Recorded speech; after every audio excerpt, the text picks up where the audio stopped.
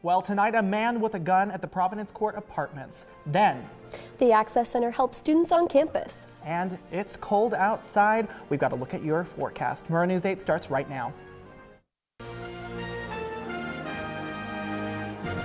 From Studio B on the campus of Washington State University, this is Pullman's only nightly newscast. This is Murrow News 8. Good evening, I'm Bradley Warren. And I'm Vanessa McMahon. Welcome to Murrow News 8. Right now, we want to start with our top story. Dan Hagar's the Pullman Police Department has resigned, facing charges of sexual misconduct in the first degree, stepped down on Monday. Pullman Police Chief Gary Jenkins announced Hagar's resignation in a news release Thursday. Jenkins also in the release mentioned that Hagar's violated the department policy, saying, quote, "The internal investigation concluded that Hagar's violated a number of Pullman Police Department policy, including involvement in a including criminal conduct and failure to report notification when transporting a female and improper treatment of a person in custody." Hagar still faces his felony charge in the Whitman County Superior Court. An omnibus hearing happened this morning. And Pullman police are still searching for a man carrying a rifle last night. Guillermo Mota joins us more with that story. Guillermo? It was a typical night here at the Providence Court Apartments until a 911 call was made. A tenant at the Providence Court Apartments called 911 last night at around 9:30 p.m. about a man walking around with a rifle. The police showed up in the caravan minutes after and searched every inch of the area. Officers recommended all patrons walking around at the moment to get somewhere safe. Police searched for 30 minutes, but they couldn't find the individual or the rifle. I don't know why the guy had a rifle. I just know that's kind of weird. Maybe it's hunting. I don't know the backstory behind it. I try not to judge. I know people hunt, especially this time of year. But it does kind of concern me, like why does he have a gun? The DAPCO-owned apartments and the Pullman police have yet to release a statement, so we'll have to wait and see what they say about this incident. From Providence Court, I'm Guillermo Mota. Back to you at the desk. Thanks, G. About 11% of students on college campuses have disabilities, yet only 6% of these students with a disability actually identify themselves to the Access Center, according to the director of WSU Access Center. The center offers alternative testing, special housing services for the deaf, special transportation, as well as assistive technology and note-taking. The center currently serves about 1,300 students. About 12.9 million people in the U.S. between ages of 18 and 34 have cognitive difficulties, according to the 2017 census.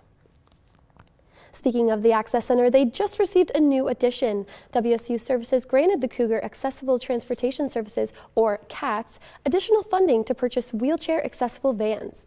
The vehicles cost around $60,000 and an extra $8,000 for expenses and maintenance fees.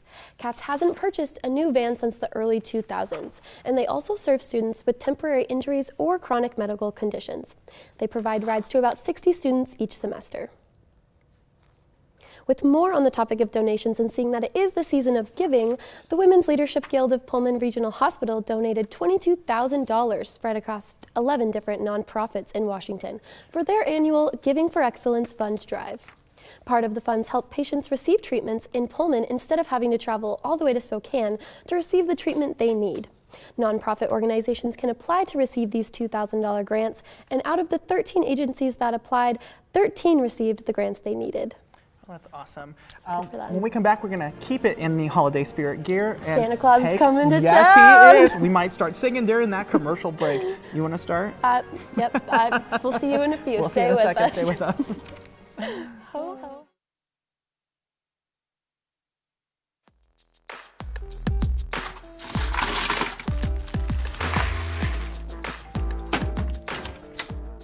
Thank you.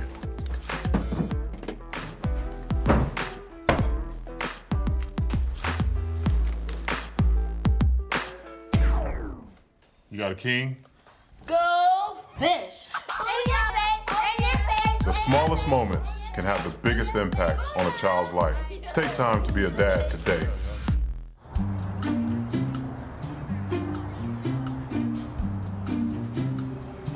Don't worry, 74 people were picked before me in the NFL draft. To fight childhood obesity, United Way and the NFL are helping kids play at least 60 minutes a day.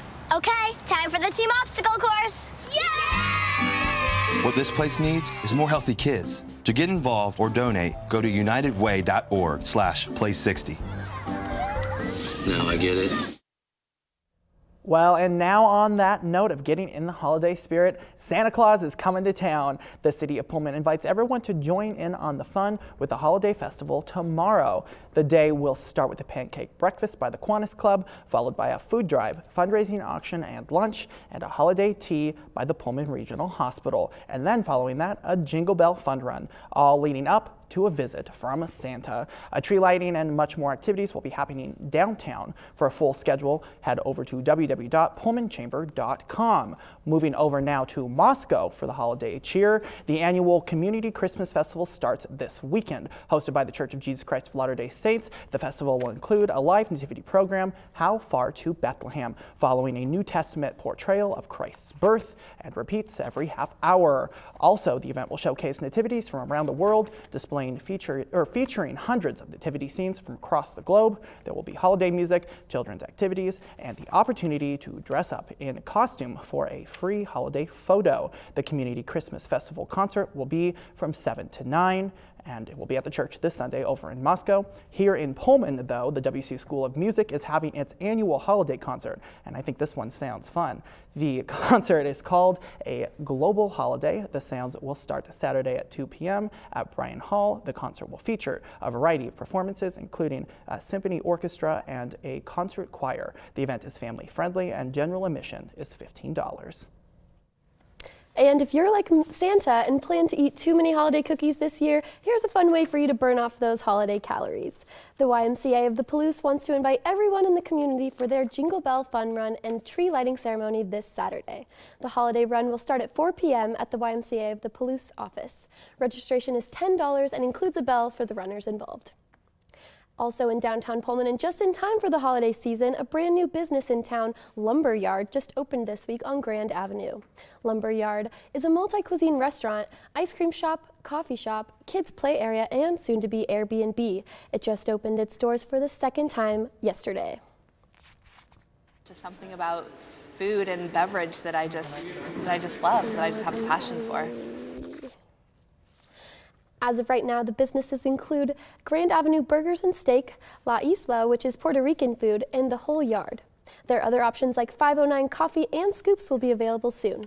While Lumberyard works on opening all of their options, some are already ready for Pullman. On a more serious note, an approximate 7.2 magnitude earthquake shook Anchorage, Alaska this morning. Earlier, experts warned residents to stay away from coastal areas. Experts have now canceled the tsunami warning for the Cook Inlet area of the Kenai Peninsula. Reports showed large amounts of damage to roadways. Several people fled office buildings and took cover under desks and in doorways. A 5.8 magnitude aftershock shook the town 5 minutes after the initial quake. As of right now, there are no reported injuries. Our thoughts and prayers go out to all the people of Anchorage. Well, I really can't stay, Bradley. Well, baby, it's cold outside. I've got to get home. Well, baby, you'll freeze out there. When we come back, we'll ask Matt about the weather because, baby, it's cold outside. It is cold outside. We'll be right back. The great outside. My new mom and I have a lot in common. So shiny. We both love the outdoors. That's not a flower. And she knows a lot about wildlife. A labradoodle. You don't have to be perfect to be a perfect parent. Thousands of kids in foster care will take you just as you are. My new dad teaches me all kinds of stuff. I wouldn't use this one. He helps me with my decision making. Never. And he's even teaching me how to drive. And that's why cars have bumpers. You don't have to be perfect to be a perfect parent. Thousands of kids in foster care will take you just as you are. Wow, these are really good. You act surprised.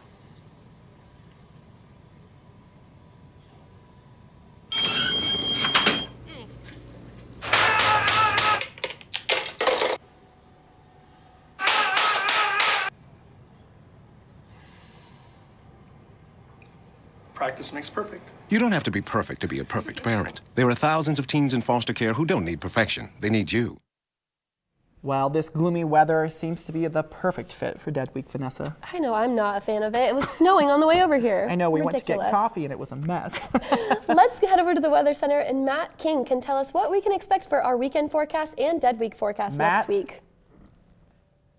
Well, guys, if you're not a fan of the cold weather, I got bad news for you. It's not really going anywhere. As you can see today, we stayed in the 30s most of the day. It's 35 right now, an average of 38 degrees. Pretty much stayed in the 30s all day. Gonna see a lot of that moving on forward in the week. And going into tomorrow, in the state, or excuse me, the state side was pretty much, we were the coldest area in the state.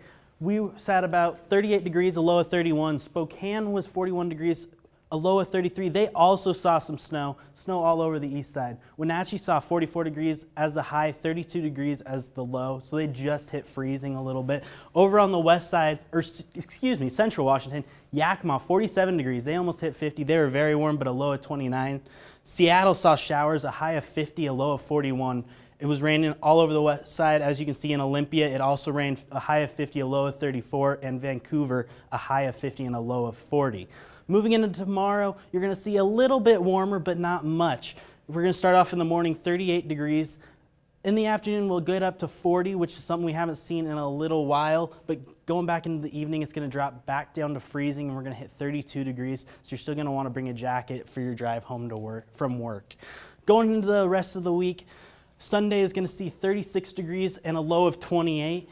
Monday is also going to be 36 and a low of 20, but it's just going to keep getting colder. Tuesday is going to be, we're going to see a little bit more sunshine, but a high of 34 and a low of 18, and it's just going to keep getting worse into Wednesday, a high of 33, a low of 17. Not a fan of those temperatures down there in the teens. Me personally, some people love it.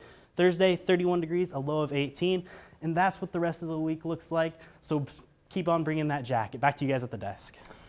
While the weather looks a little cold for the first night of Hanukkah, the first night is actually Sunday, so if you're celebrating, we want to wish you a very happy 8 days of light. That's right. We'll be right back after the break. And turn on Adam.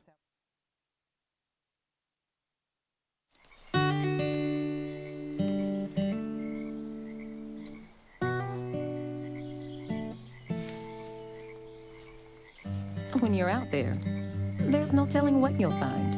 I see it! Oh, look at you. There are some moments only the forest can inspire. Find yours at discovertheforest.org. The great outside. My new mom and I have a lot in common. So shiny. We both love the outdoors. That's not a flower. And she knows a lot about wildlife. A labradoodle. You don't have to be perfect to be a perfect parent. Thousands of kids in foster care will take you just as you are. If you want to be a parent, it doesn't matter how you play or even what you wear. You just need to be there. Thousands of teens in foster care don't need perfection. They just need you. Well, it seems The Grinch has a heart, or at least the studio behind the movie does. Universal Pictures is holding a private screening of the animated holiday film at 17 children's hospitals and health facilities next week, December 4th through the 6th. Universal is working with the Lollipop Theater Network, which brings movies to kids whose illnesses keep them confined in hospitals. I think that is just great. We want to welcome Bree to the desk. Bree, what's going on over in the sports world? Well, tonight we'll take a look at the opening rounds of the NCAA volleyball tournament as the Cougs play host to the Northern Arizona Lumberjacks. Also, a pair of Cougar football stars will make their way to the Senior Bowl, as well as the WSU football team's success in the classroom. Plus, Coach Mike Leach may soon be Professor Mike Leach and will help you catch up on the Cougs on the basketball court. Matt, you're going to take his class? Oh, you know I'm going to be in there. I'd love to learn from Mike Leach. Is Leach a Packers fan? I don't think he is. I don't know who he's a fan of, but I just have a feeling he's not. Oh, no, never. What he's done with the Cougs. Go Cougs. I know I'm excited for the volleyball game. The volleyball team's killing it right now. Yeah, I'm going to that tonight. We beat UW.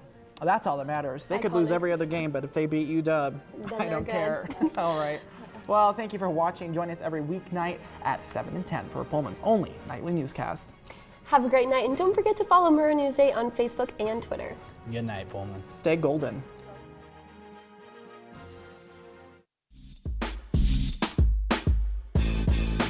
From Studio B on the campus of Washington State University, this is your weekly sports update on WSU's Cougar Corner.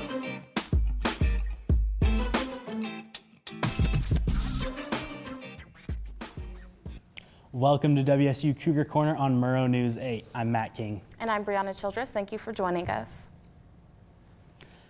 The WSU volleyball team has made it to the NCAA tournament. Our very own Alex Clark joins us to tell us about a promo being held to bring students to Bowler. That's right. While regular season games are free to students, the NCAA doesn't allow students to get in with just a Cougar card. So, WSU Athletics plans to put on a promotion for the tournament where the first 250 students will get in for free and will get free pizza as well. Park also said that if WSU makes it to the second round of the tournament, WSU will host once again, and the WSU Athletics will provide the same promotion for the second round. After the first 2 rounds, WSU will no longer host because of how the tournament works. WSU Athletics have talked about how much fan interaction improves the atmosphere and helps the athletes gain a true home court advantage. I'm going to send it back to Matt and Brianna at the desk. Thank you, Alex. Unfortunately for all of us here in Pullman, the Cougs lost to the Apple Cup 28-15 to the Huskies. Not only did the Blizzard Martin Stadium wipe out a W, but also any hopes of being Pac-12 champions or smelling the roses on New Year's Day. James Williams rushed for the 2 Cougar touchdowns. The Rose Bowl may not be in the cards anymore, but 2 other New Year's Six bowl games may be options, the Peach Bowl and the Fiesta Bowl. Next up in Pac-12 football, while we anxiously wait for the bowl game announcements, the Utes take on the Huskies in the Pac-12 championship game tomorrow. From all of us in the studio, go Utes. For the second year in a row, WSU will send a quarterback and an offensive tackle to the Reese's Senior Bowl. Quarterback Gardner Minshew and left tackle Andre Dillard traveled to Mobile, Alabama for the Senior Bowl showcase. The Senior Bowl showcases the most prestigious college seniors. Minshew currently leads the country in passing yards, while Dillard has conceded just 11 sacks this season, a number that ranks 9th nationally.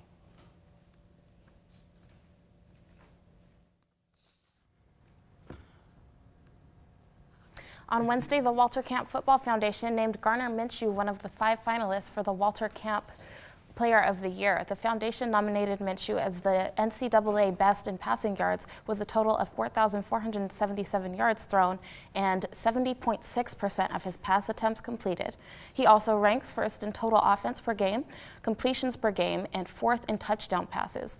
Alongside Minshew are finalists Will Grier, quarterback of West Virginia, quarterback Kyle Murray of Oklahoma, and Tua Tagovailoa of Alabama, and linebacker Josh Allen of Kentucky.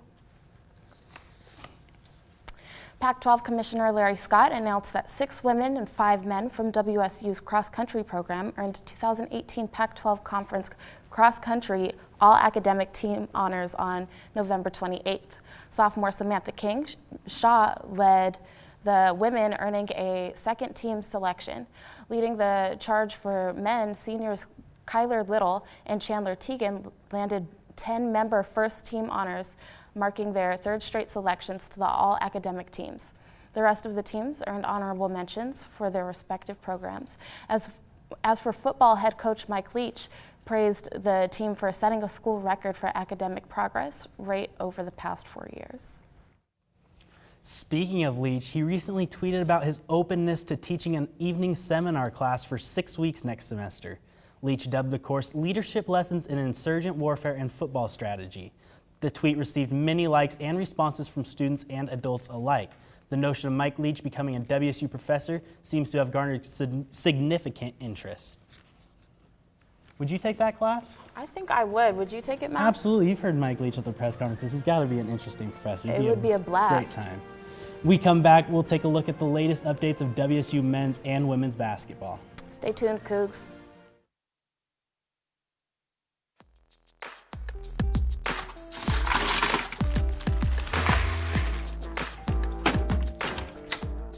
Thank you.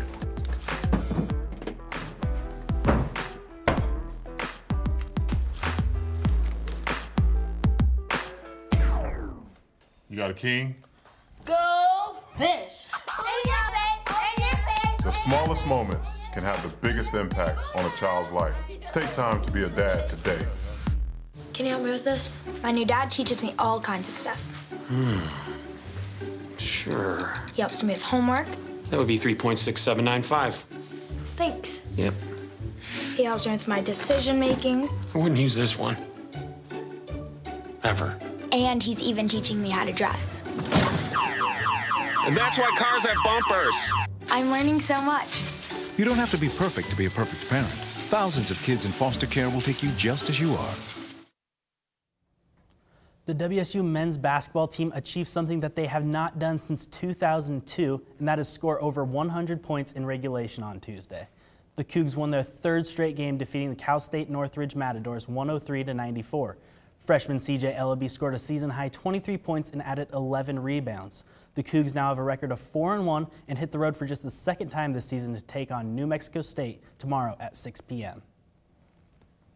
WSU women's basketball scored a 30-point victory over San Francisco 91-61 last night. The Cougars tore up the court, scoring a record 34 points in the second quarter, including 12 points from Chanel Molina, running away from the Dons and never looking back. Molina nearly outscored the Dons on her own in the first half of play. Borislava Haristova chipped in 16 points in the opening half, while finishing the game with 20 points. The Cougars showed off with a season-high 28 turnovers, including 16 steals, leading the Cougs to victory. Tomorrow, the Cougs take on Boise State at home. The Harlem Globetrotters recently visited Pullman and put on an exciting show. Sports reporter Ryan Peerboom gives us a look at the famous team's entertaining performance. The world-famous Harlem Globetrotters put on a dazzling show during their recent visit to Pullman. The show featured flashy dunks, 4-point shots, piggyback rides, and plenty of the classic trickeration that the Globetrotters made popular.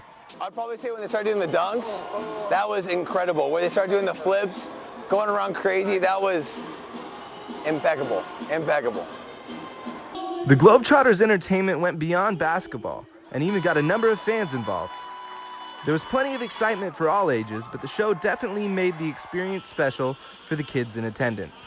Yeah, I think the coolest part was that they had kids like involved, right? Like everyone they volunteered, like I volunteered, was I chosen? No, but the kids were, right? The Globetrotters were clearly fan favorites here in Beasley Coliseum, but their opponents, the Washington Generals, still attract a small number of fans, despite having not beaten the Globetrotters since 1971.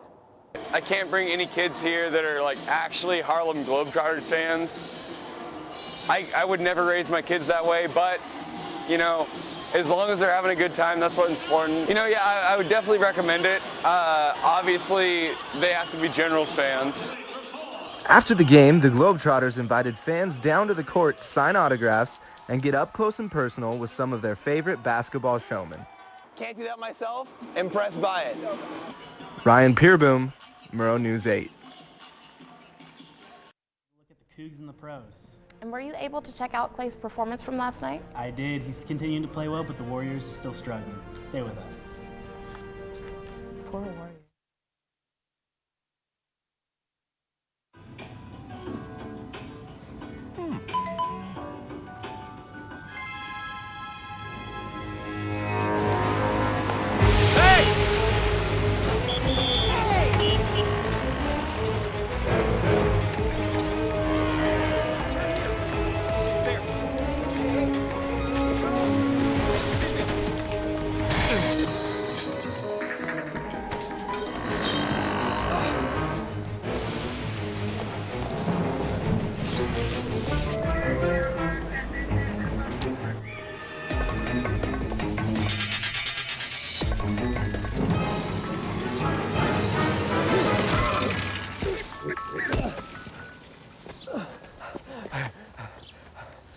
So, same time next week?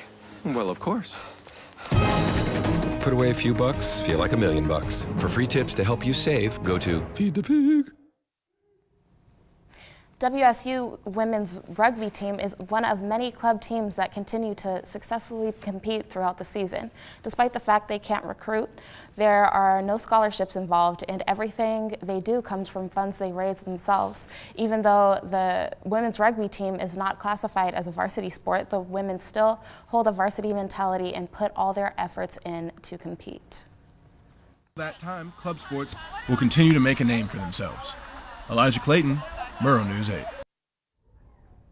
And now we take a weekly look at what's going on in the big leagues with Cougs and the pros. In the NBA, our shining star shooting guard Klay Thompson scored 23 points for the Golden State Warriors against Kawhi Leonard's Toronto Raptors, but lost in overtime.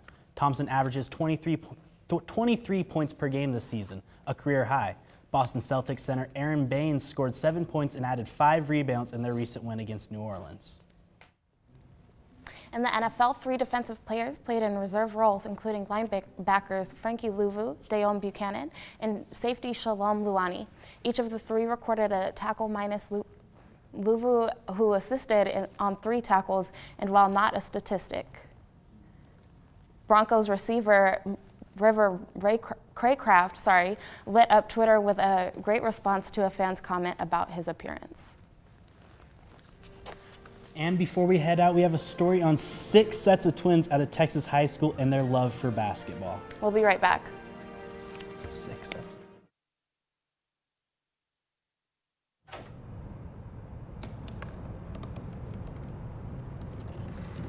They said I couldn't dream. Called me a piece of trash and swore that's all I'd ever be.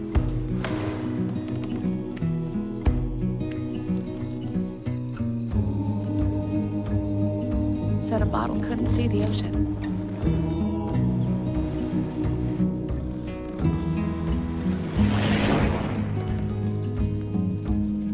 Give up. Go back to the dumpster. But I didn't listen. I made my way.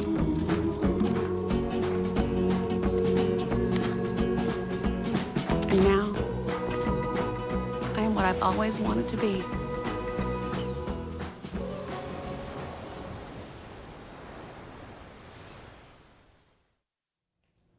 Being a twin is unique. Having twins play on the same team is rare. Having 6 sets of twins all playing basketball at the same high school is unheard of.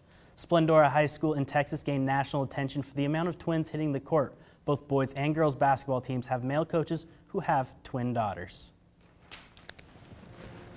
That is all we have for you in this edition of WSU's Cougar Corner on Murrow News 8. Join us every Friday night, and don't forget to follow us on Facebook and Twitter. Good night, Pullman. Go Cougar.